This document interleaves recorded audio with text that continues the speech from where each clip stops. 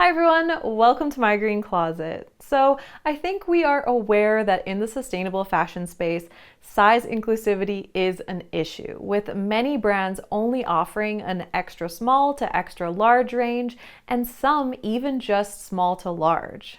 Over my many years of talking to fashion brands, I've heard a variety of reasons and excuses for not expanding size ranges, from factory minimums to it doesn't sell, to cost, to that's not our customer. So I want to chat about this problem, which of these excuses are legitimate barriers, which are bullshit, and also share how a small Canadian fashion brand was able to expand their size range up to a 6X in a year and what that involves. First of all, I do want to say that it is encouraging to see more brands offering a wider size range, and it's obviously good to be heading in that direction.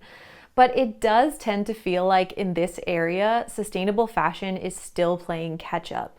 And that's frustrating because we really do need and should have more conscious options for everyone. So why is this an issue? A common response I've seen from brands is essentially boiled down to we don't have demand for other sizes. However, this is very much on the brand because this is a self-created problem. Of course, if you only make S to L clothing, you will not even be on the radar for anyone else. And even though someone who maybe wears a 2X might see your garment and like it, they are very unlikely to go out of their way to ask you to start making a 2X.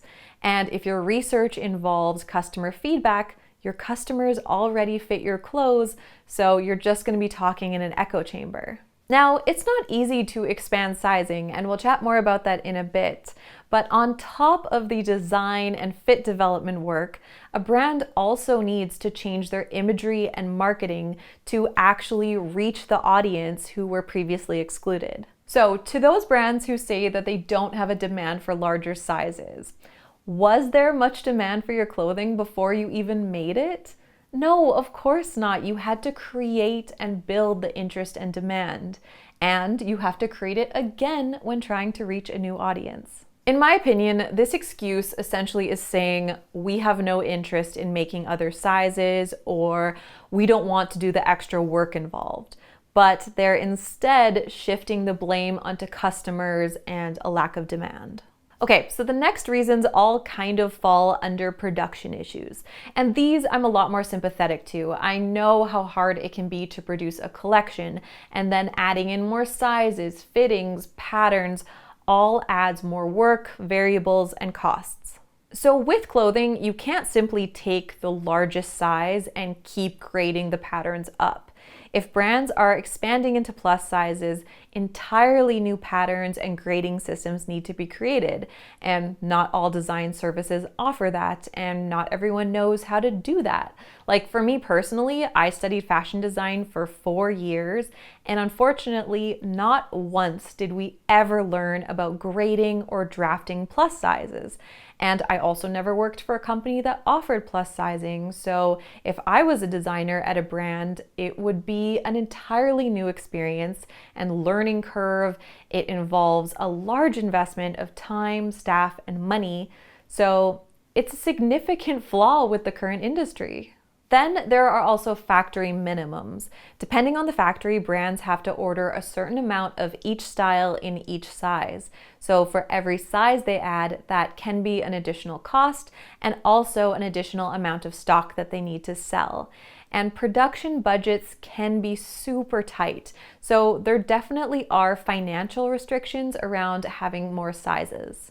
So I think there are some very challenging production barriers, in particular for small brands. However, I don't think there are many good excuses for larger brands who do have the money and extra resources to increase their size offerings if they wanted to. But with that said, there also are some small businesses who have made it a priority and have been able to either start out with an inclusive size range or expand their size offerings. One of those is Anne Mulaire, who I've been working with as an ambassador throughout the year, and I got to visit them this spring to chat about how they expanded their size range to include extra, extra small through 6X. And here's what Anne shared about it. To be truly sustainable, you have to include everybody. And I want everybody to be a part of this movement, the sustainable movement. So I sat down with Jody, my partner, and we decided, I had said, I can't just make a line. I just put something together. I need to get to know these ladies, all their questions, and I want to be able to answer some of these questions in my designs. So we put out a post on Instagram in order to recruit. I was probably thinking 40 ladies that would say, hey, I'll be a test model. But we got over 100. That was pretty cool. And I said, no, we're going to test them all. We're going to get them all so it took actually longer. We were estimating 1 month of testing, but it took 3 months. And it was awesome because I was able to see their real size, like measure all these ladies, and to recreate a modern sizing chart that are for like modern women of today and not what the sizing chart we use from a long time ago. And then I kept on doing some design and getting some feedback from them. And then when I noticed that sometimes we had to do alterations, and I thought, of course we have to do alterations and adjustments to everybody. Mm-hmm. So this is where we really pushed our manufacturing to just in time, because then we were able to offer customization. So some of the body shape, if it was they were smaller on top or larger in the bottom, then we're able to change the top and say, okay, no, we're going to change and adjust the top for your body shape. It is definitely more time consuming because you're doing one of sometimes. Mm-hmm. But at the end, it's the amount of customers that you're able to reach and the fact that you're able to get them something to fit them. It's incredible because as a designer, your dream is to dress people, to dress as many people as you can, and for them to like your clothes. So I don't know. I just thought it was just amazing to that I was able to do this. We also made measuring tapes. Customized measuring tapes. Most goes to 60 inch, and sometimes I couldn't use them because they were so short. And I thought, this is silly. So I made a 70 inch, and so it's for everyone. Everybody can use this one. And so we would give those away the first 3 months when you bought your first, because it would help you measure and then know what to order online, because our sizing was totally different than a lot of other brands. So I want them to see, okay, our sizes are a little bit bigger, so you got to go downsize.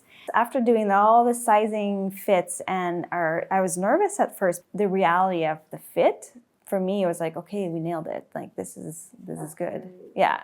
The one challenge has always been like the price point, and just kind of maneuvering also the just-in-time manufacturing, and then shifting the whole model.